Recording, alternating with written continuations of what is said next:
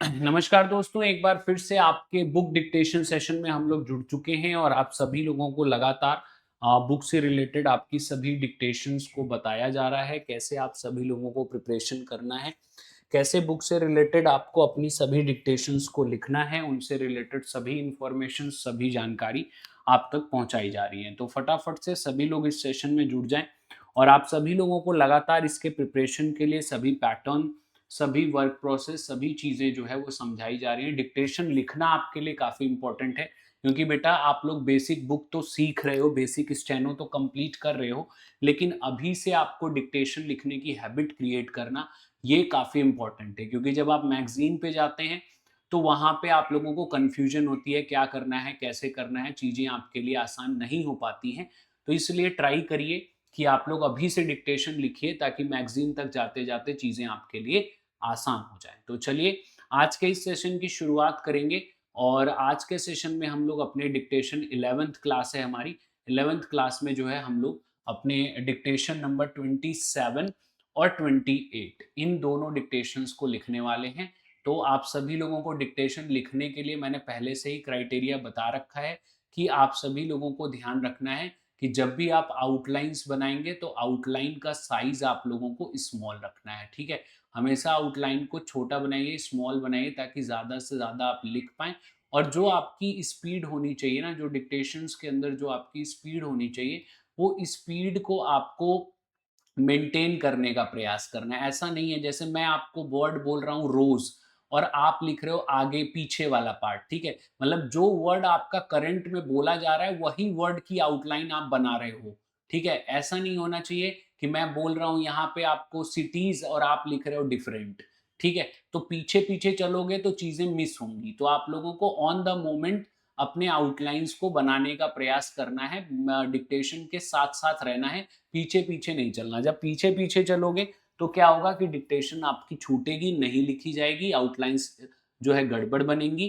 तो इसके लिए आप लोगों को प्रैक्टिस कर लेनी है कि अपने डिक्टेशंस के ऊपर, अपने वर्क प्रोसेस के ऊपर बढ़िया तरीके से एक बार प्रैक्टिस कर लो। जो भी आपकी चीज़ें आपको कन्फ्यूज़ कर रही हैं, जहाँ भी आपको समस्या लग रही है कि भई ये चीज़ें जो है हमारे लिए आसान होनी चाहिए या इसको हमें इस तरीके से टैकल करना है, तो वैसे आप लोग अपनी चीज़ों को कंप्लीट करते हुए आगे बढ़िए, ठीक है भाई? बाकी जो भी आउटलाइन्स आपसे एक बार में ना बने, उनकी प्रैक्टिस करिए। डिक्टेशंस के अंदर डिक्टेशन को पॉज़ करके आपको नहीं लिखना है, कंटीन्यूअस डिक्टेशन चलती रहेगी, आपको लिखना है, जो छूट जाता है उसका प्रैक्टिस करना है, ठीक है भाई? चलिए, तो आज के अपनी फर्स्ट डिक्टेशन को लिखेंगे हम लोग, रेडी हो जाइए। On count of 3 we can start. Speed मैंने आप सभी लोगों को बता रखी है कि जो हमारी स्पीड होगी, कोशिश करेंगे 80 वर्ड पर मिनट के आसपास डिक्टेशंस को लिखने का, ताकि बुक के अंदर जो भी चीज़ें हैं वो आप लोग इस स्पीड के अंदर एक्वायर कर पाओ। तो ready, on count of 3 we can start our dictation. 1, 2 and 3, start. The my book, which will be ready soon, gives my views on the subject, the music of our times. I hope to give a series of talks in several different cities, and I have chosen this subject for my talks. If I write out the names of the cities and the dates on which I am to speak, can you type the schedule for me? I should like to have two copies. I shall be happy if you will type a copy of my speech for me. It is 40 pages in length. How long does it take to type such a long speech? Can you have it ready for me in 2 hours? The head of the firm said, I am going to give you a higher salary because of the absence of error in the jobs I have given you to do.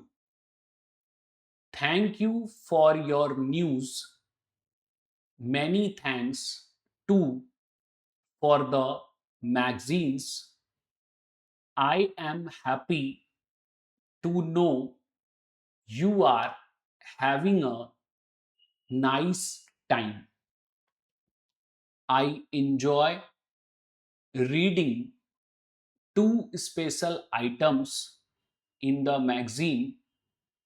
The way things seem to me and news outside the door. We owe several large items on this month's bills, which ought to be paid in a few days. May we know soon what you decide to do? What would be the wise thing to do? Stop. तो ये आपके जो हैं first exercise जो है वो हमने लिखी है और वो आपकी इस तरीके की है। इस तरीके से हम लोगों ने अपने फर्स्ट जो हमारी एक्सरसाइज है उसको लिखा है। तो आप सभी लोग इसकी डिक्टेशन को लिखेंगे और फिर रीड करेंगे। प्रयास करिए 3 से 4 बार आपको एक डिक्टेशन को लिखना है और रीड करना है। अगर इसके अंदर कोई आपको कन्फ्यूजन होती है, समस्या होती है, तो उसको आप सभी लोग क्लियर कर पाएंगे और उसके तहत आप अपनी चीज़ों को सॉर्ट कर पाएंगे। तो आप लोगों को जो भी आउटलाइन नहीं आती उसकी प्रैक्टिस करिए और डिक्टेशन को 3 से 4 बार ज़रूर लिखिए। चलिए नेक्स्ट डिक्टेशन पे आगे बढ़ेंगे। On count of 3 we can start our next dictation. Ready? 1 2 and 3 start. We wish to be of service to you and we shall be happy to change the shoes if you will mail them to us. May we know when you will have the new designs for the ladies' suits ready for us. What is the cause of the delay? You seem to be slow in making them up. You will receive them in a few days. We hope you will excuse the delay. We are slow because of our desire to give you designs which will be different and new, and it takes many hours to make them.